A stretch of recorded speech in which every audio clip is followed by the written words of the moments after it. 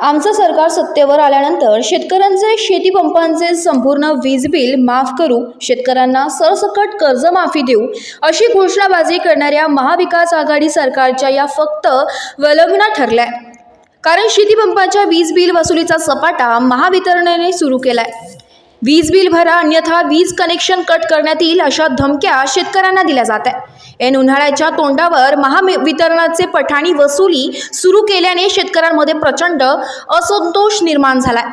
महावितरण विरोधात आंदोलनाच्या पवित्रात शेतकरी असून याचा कुठल्याही क्षणी भडका उडण्याची शक्यता व्यक्त करण्यात येत आहे। शरदचंद्रजी पवार हे नाशिक दौऱ्यावर असून नाशिक पाथर्डी पंचक्रोशीतील शेतकऱ्यांनी महावितरणाच्या गलथान कारभाराचा निषेध करत पवार यांना निवेदन दिले। कृषी पंप वीज बिल सन 2015 पासून सुधारून मिळावे, तसेच कृषी धोरण 2020 चा लाभ मिळावा।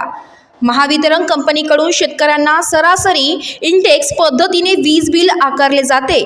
यात प्रामुख्याने शेतकरी जी वीज वापरत नाही ती वीज आम्ही वापरली असे दाखवून हजारो युनिटचे वीज बिल आकारले जाते। प्रत्यक्ष मीटर रीडिंग घेतले जात नाही। आमच्या भागातील सर्व शेतकऱ्यांना एक सारखी वीज युनिट आकारले जाते। 10 एकर, 5 एकर, 2 एकर व 5 गुंठे सर्वांना एक सारखी वीज युनिट आकारली जातात। कृषी धोरण 2020 चा नुसार 50% वीज बिल सवलतीचा लाभ देखील आम्हाला दिलेला नाही।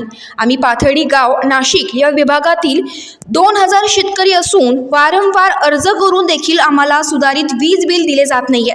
ही परिस्थिती महाराष्ट्रामधील 46 लाख शेतकऱ्यांची आहे। त्यातील 3 लाख शेतकरी नाशिक जिल्ह्यातील आहे। आमच्या या समस्यांकडे आपण लक्ष देऊन आमच्या वरील अन्याय दूर करावा ही विनंती, असे निवेदनात म्हटले। यावेळी पाथर्डी पंचक्रोशीतील शेतकरी वर्ग मोठ्या संख्येने उपस्थित होता। स्टार वन महाराष्ट्र न्यूज साठी प्रतिनिधी इरफान पठाण, नाशिक।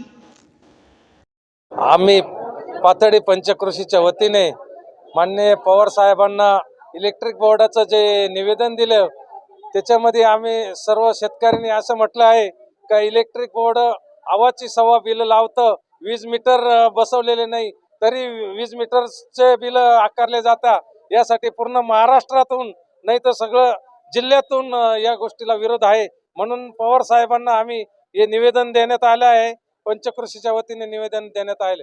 या निवेदनाचा यांनी पुरेपूर शासनाने विचार करावा आणि इलेक्ट्रिक बोर्डाचे जे अधिकारी वेळचे वेळ लक्ष न देता आवाची सव्वा बिल आकारल्यामुळे शेतकरी त्रस्त आहे आणि शेतकऱ्यांना नुसत्या घोषणा करत्या वीज बिल माफ केलं जाईल, एवढं प्रत्यक्ष जागेवर कोणतीही पाहणी न करता हे वीज बिल आकारले जाते आणि शेतकऱ्यांचं कंबळ हे अतिशय मोठ्या प्रमाणात इलेक्ट्रिक बोर्डाने राबवलेलं आहे।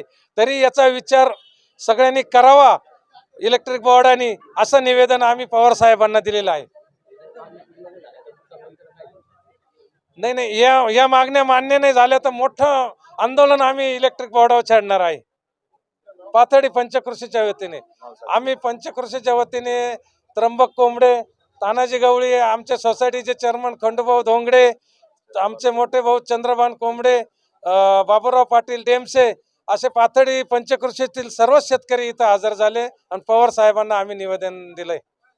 शरदचंद्रजी पवार साहेब हे नाशिकमध्ये आले असता पाथर्डी विविध कार्यकारी सेवा संस्थेच्या वतीने आम्ही त्यांना वीज बिल वितरण कंपनीचा जो भोंगळ कारभार आहे, जे शेतकऱ्यांवर अन्याय होत आहे वीज बिलाचा, त्याबद्दल आम्ही निवेदन दिलेलं आहे। त्या निवेदनामध्ये असं म्हटलं आहे की 2020ची जी 50% वीज बिल माफी होती ती पण मिळाली नाही आणि जे शेतकरी कोणाला 2 गुंठे जमीन असेल आणि कोणाला 10 एकर जमीन असेल तरी त्याच पद्धतीनं ते बिलं आकारली जातात।